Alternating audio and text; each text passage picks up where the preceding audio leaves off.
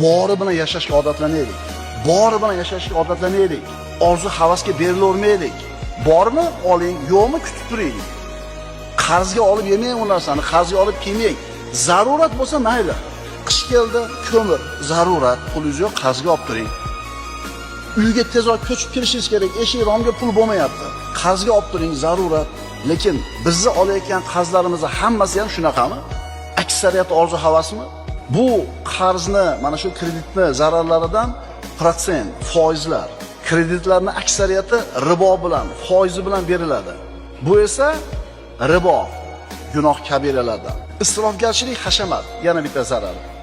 Kredit olish oson bo'lganligi uchun insonlar qarz olishi oson bo'lganligi uchun imkoniyatidan tashqari sarflashlikka, hashamatga, zarur bo'lmagan narsalarni sotib olishlikka haris bo'ladi.